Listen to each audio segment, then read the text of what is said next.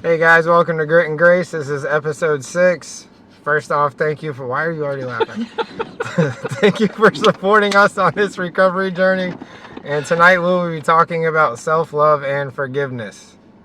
And I'm going to start off by saying, Who are you? I'm Colton. And this is. Oh, howdy y'all. Matthew. Shit. And our special guest tonight is. Fuck. Anna. Alright, she's the first one Howdy. that didn't live. Howdy. So, Matthew, I guess we'll start off with you. How does self-love and forgiveness, what does it look like? I'm just learning this, actually. 45 and I'm just trying to figure it out at this point. It's never been a thing for me. Like, it was always hatred towards self. So I guess, I'm learning it by little steps.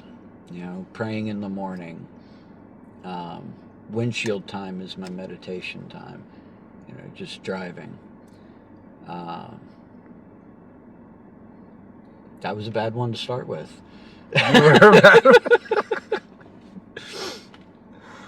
Okay, so for me, it started off by, I was also very self-hating. I guess that would be the term to use. I guess it was to the point where I never cared about what happened to me because I was on a death mission. And I was very unsuccessful, which is why this podcast is being made. And it's kind of like, I guess self-love, as an act of self-love, I had to learn what those looked like. I had to learn how to live a new lifestyle, doing completely different things with completely different people, and getting completely different perspectives than my own will, and my own forms of self-sabotage. And forgiveness, that's still a hard one for me. In my eyes, I did kind of unforgivable things, but a lot of people will say I didn't do anything, and then they'd tell me part of their story, and I'd be like, okay, what I did wasn't that bad. But in my eyes, it was. So learning how to forgive myself was probably the first step in learning how to actually love myself and take care of myself and do the proper things in order to keep loving myself. I have to forgive myself on a daily basis. And that's my first act of self-love, is forgiving self. How about you, Anna?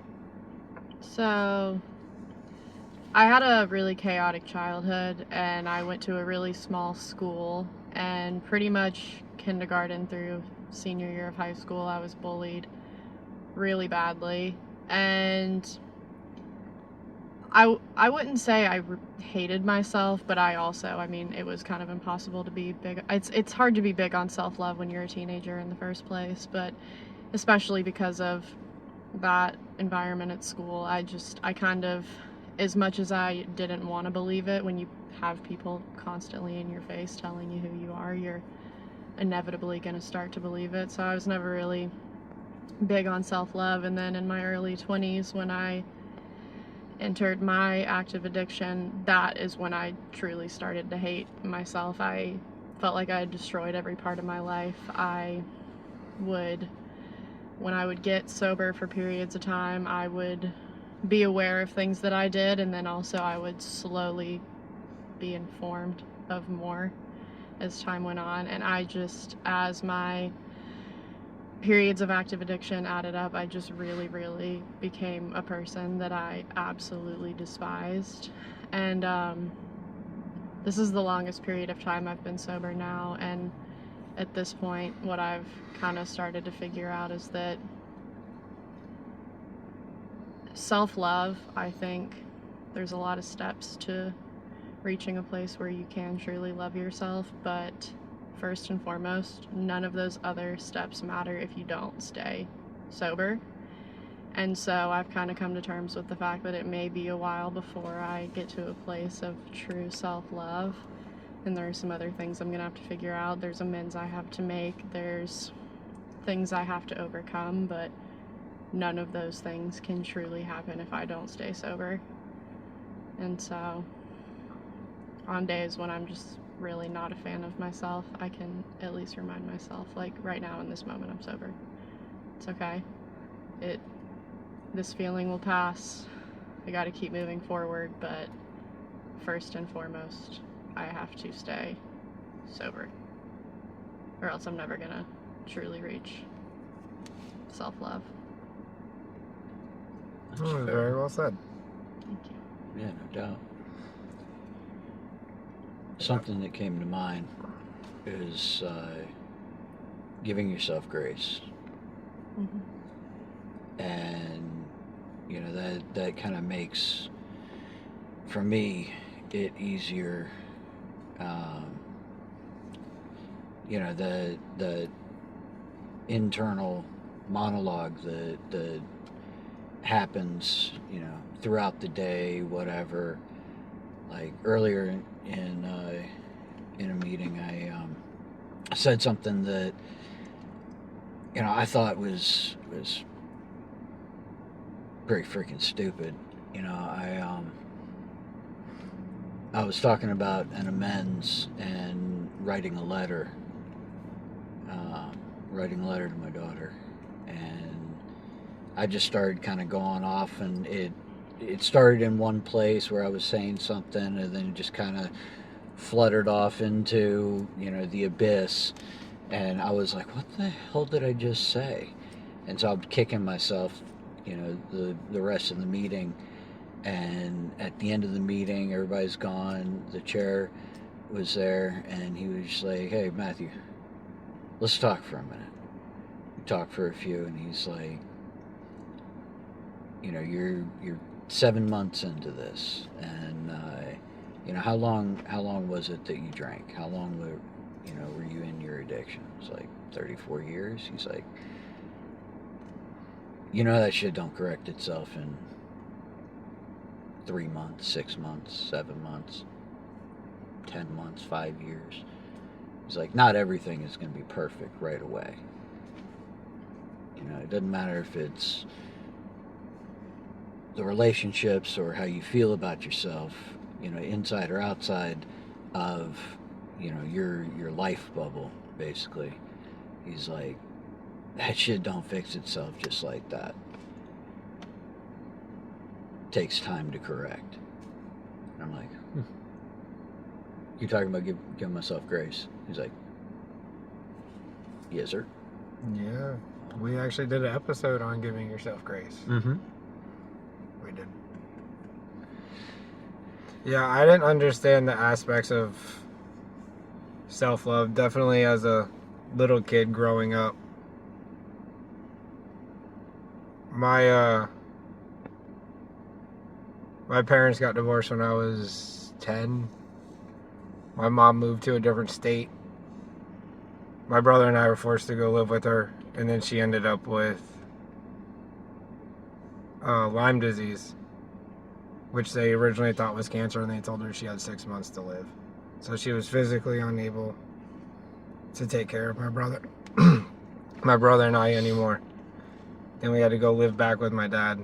And my dad and my brother are probably the most... Growing up, they were very unloving. They said a lot of harsh things. They may or may not have been speaking the truth. I may or may not have been living delusionally. But self-love did not come easy for me. And then 7th grade, I went to 6 different schools in 6 years. And kind of like Anna, I got bullied at every single school. Whether if it was for one thing or another. And my kid actually, not that long ago, taught me that it was a choice to be able to love yourself and to choose happiness and joy. I never knew those were a choice. I just thought suffering and whatever was going on in my life, that was the plan and that was it. I didn't realize I could actually choose something else while in active addiction. And he put his hand on my shoulder and he's like, Daddy, I want you to be able to choose love. I want you to be able to choose joy and be happy. I'm just now learning what that means.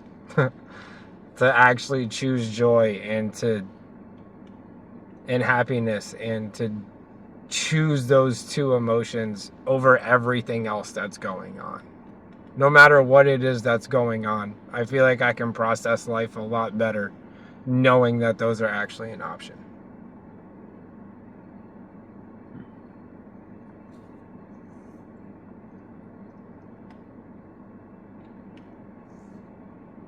Man, you got anything?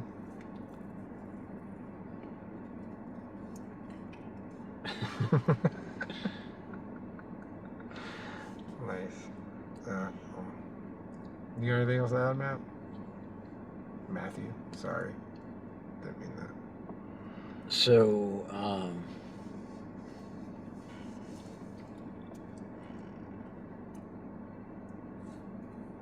like my, the internal monologue, the scariest neighborhood, it's always been there, and learning to tell it to shut the fuck up. I have a little game that I play that I don't really tell anybody, but because in my mind it's so stupid, it's funny. But you know the game Whack-A-Mole? Yep. Yeah. Yeah. So I actually wrote a song about it. Mallet in my mind. Beat them down as they come up. And so I picture I like that. like a cartoon mallet slamming the bad thoughts down. But it makes me laugh. That's pretty good. And so it's like that redirect that I needed in that first 30 to 60 days, that just, like, I'm not a giddy person. I'm not I don't get excited about shit. Like, I would see my daughters get excited about something when they were little, and it could be simply the box from Christmas presents, and we turned the boxes into a castle. Our living room was one giant freaking box castle, like with the turrets and everything, Nice. the cutout doors and window and all of it. And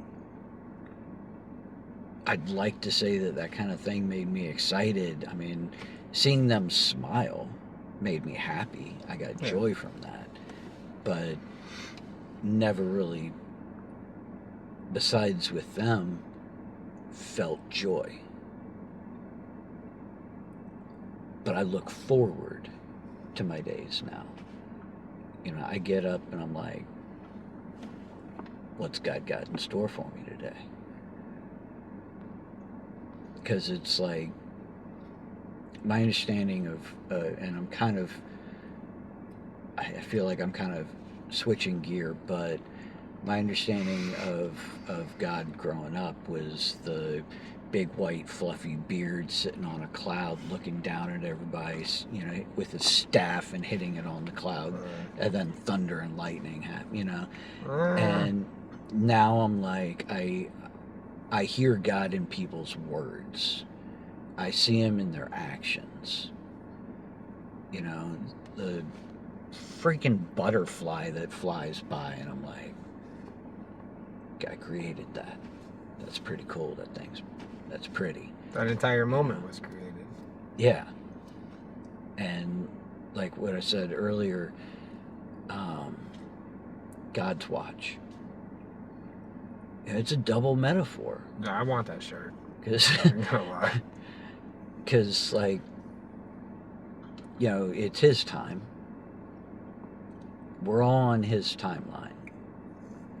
You know, I always thought that I could control anything, control everything. Even when I was in sales, I would, you know, lower my seat if I knew that the person, that my customer was my same height. I would lower my chair so that they would be looking down on me. The perception of power, you know, give them a little bit so that you know, I knew I would control the deal, but I had to control every little aspect. The whole setup. The notes, the cards on the wall that they'd be looking past me seeing. You know, I was controlling everything. I wasn't controlling shit. And so I guess where I'm going with it is I'm learning that, because that was a hit. That was a hit to me when I sobered up, and, you know, 34 years of alcohol drained out of my system, and I'm like, oh hell, I don't have control of shit. And it's like, all right, that neighborhood just got a lot scarier. Like, I thought it was bad before. And then I thought of the mallet thing, and I'm like, all right, I can go with little Roger Rabbit cartoon character knocking some, you know, bad thoughts down. That was a great movie. Right? But, so I started to give myself some grace there, you know? And,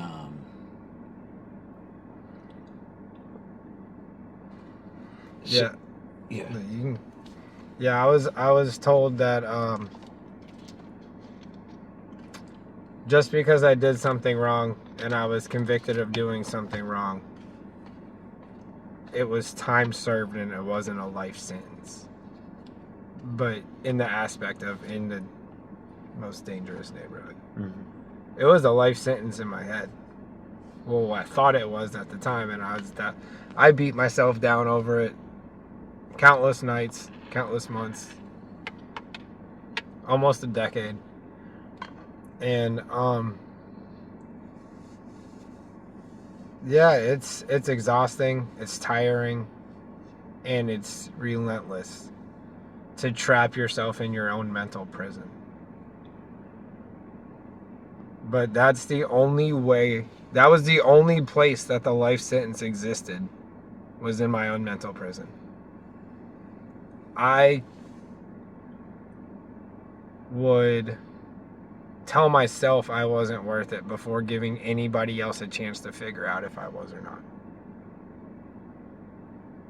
I wasn't comfortable with what I did, so I decided not to give myself a future in active addiction. And then once I got clean, it's, a lot of people call it the light switch moment, but something went off in my head, and I was like, if I can create my own prison mentally, I can also create my own heaven in my head. And that's picking the weeds, cleaning out your garden, and growing absolutely beautiful flowers and producing fruit. I call it Grace Garden.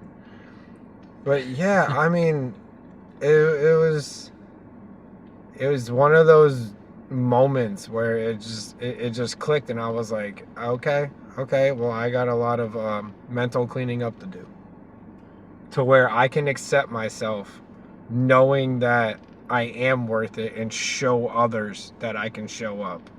And maybe they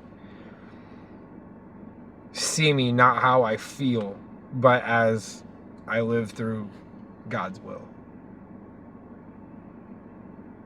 Something that I heard in, I think, a treatment center was, I don't want to say it wrong, guilt is I did something bad, and shame is I am bad. And really getting to the bottom of when you're feeling those feelings and you can't really differentiate whether it's guilt or shame. It's like you just said, like, there's a reason with the law, you do something bad, you serve a sentence, you're off paper. And in your personal life, we're all human, we all make mistakes, and kind of like I was saying earlier with the self-love thing, you can't really ever achieve that if you don't stay sober when it comes to being human and making mistakes. If you're sober, your mistakes are going to be way fewer and more far between than if you're high or drunk or whatever all the time, and it makes it a lot easier to differentiate.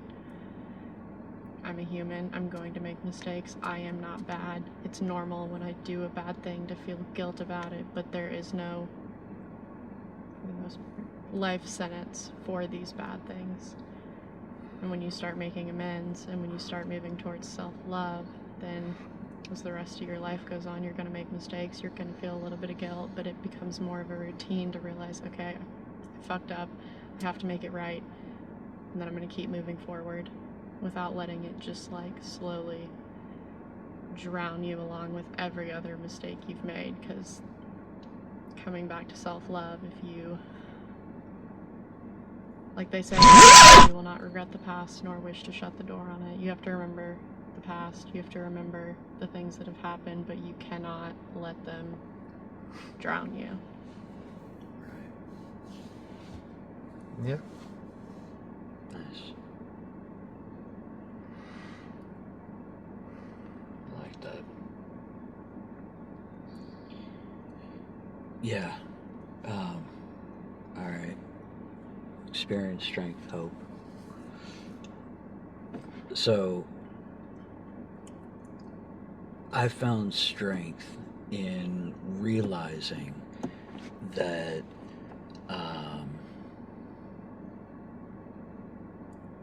what is in my mind, you know, the scariest neighborhood, it's not everything. Because I was thinking about, you know, the times with the cardboard castle, you know, or That smile on your face. you know, yeah, exactly. With that's a rarity, you know. Like the times that my daughter would put together a lemonade stand, and it would be like a necklace lemonade stand kind of a thing, and it's just like, you're just too cute. Yep. Yeah. Well, there were times of happy, right? And so like, I would just climb in trees with her, you know, either of them. And, you know, so either way, what's up there doesn't control everything, you know. And so then, you know, if there's the scariest neighborhood, well, if there's a bad side of the tracks, there's a good side of the tracks, the yin to the yang. That's what I mentioned about Grace Gardens. Yep. I found strength in realizing that there's Grace Gardens. So, like, I pictured literally a train track running through the middle of my head. Got a lot of cartoon going on up there. Squirrels are working. Oh, yeah, and the squirrels are actually running in the same direction now. You know, like I said before, Good. some of them are flopping around, you know, but they're all tied together and they're all running in a similar direction. But they used to be all over the place. But the ADHD squirrels. But yeah, so there's the scariest neighborhood and there's Grace Gardens, and all I got to do is, you know, beat some of that negative shit down and step over the other side of the tracks, and I get a smile. Wow. Yeah, similarly, my son used to love, like you said, dude, the box that the thing would come in more than the actual thing. Yeah, fully. So I got this idea one year to just literally wrap up a giant box. And there was nothing in it. And he turned that box into like a spaceship, a race car, a boat, and like one other thing. So we had all these like mini adventures, and I created a memory just within a wrapped up box. But like you said, dude, well, now that I'm envisioning a train track in the middle of my head. Sorry. Thank you for that. Don't get hit by the train. Yeah. But my thing is I couldn't tell if there was a train coming or going, so I didn't know when or how to cross the track. Or I didn't know if the other side was going to be safer than the one that I was in. So for a long time, I felt like I was going to get hit by this train that probably wasn't coming. But once I did cross over, dude, life became absolutely beautiful in so many ways that I just either ignored or that I couldn't smell or see or be in the present moment, that I actually witness now, and it's amazing to have all of that. And I think that goes with the self-love aspect as well, because if you love yourself enough to become present, you actually are part of that beautiful moment that unfolds and blossoms around you.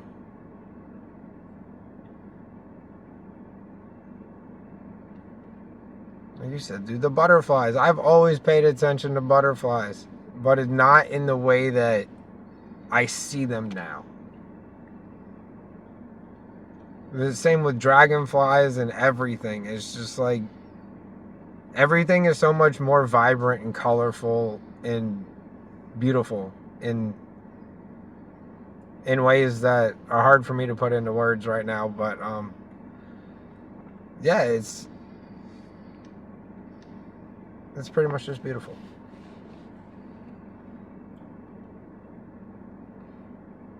What you got? I agree. Ditto. Ditto. That's That's good. what he said. Yeah, I never much noticed butterflies and dragonflies and all that stuff, and except for, you know, if my daughters were running after them, or, you know, catching lightning bugs, or, you know, whatever. I was always the asshole swatting at lightning bugs. Not saying I was swatting at butterflies, because who would swat at a butterfly? But lightning bugs. That was a thing. You know, they annoyed me. You know, everything annoyed me.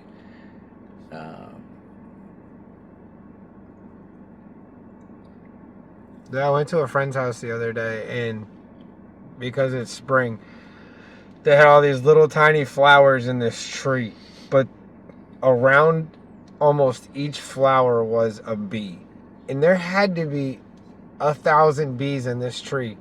But if you stood underneath it, completely silent, you could hear all of the vibrations and what the moment actually was, and it was awesome. And my son got to experience it with me. I'm like, hey buddy, come listen to the bees. He's like, what? There's bees? I'm like, no, dude. Like, yes, there's bees, but don't be so scared of a situation or a moment that we can't let it happen. I was like, do you trust me enough to come stand next to me? It's okay, I've got an EpiPen just in case. So he says yes, and he stands next to me. I'm like, all right, now we got to be completely still and silent. And for a 10-year-old, that is hard. But he did it. 5-year-old, that's But he did it, and we got to experience the moment together. And afterwards, he goes, "Thank you for that." He goes, "I would have just walked right under the tree." I was like, "All right." Now I'm in a good enough place to where I can actually witness moments like this and share them with other people, and hopefully they get the same kind of experience. You're not allergic to bees, are you? Right? No. Not that I know All of. right. I don't think I've ever been stung. I mean, I've been stung, but like, I think I went in there with the impression that I was just going to observe, and that I wasn't going in there to bother them, which they didn't bother me. So flew right in front of my face and did everything, and I didn't flinch or move or anything. So it was really cool. Yeah, it's kind of like a tiger. You don't want to swat at it. Yeah, I don't think that would be good.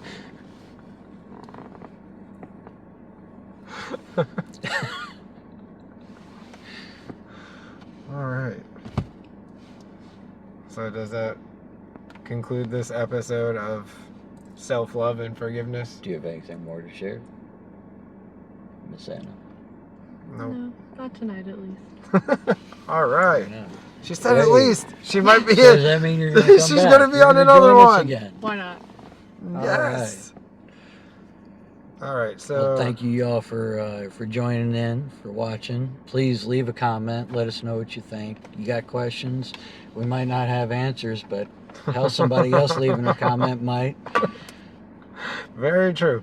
So stay tuned for future episodes, and remember there is merch you can buy and stuff you can get, and I forgot what I was gonna say now. Good times. Great times. Yep. All right, y'all. All right, Tune in until for the next time. This is Grit and Grace. We're out.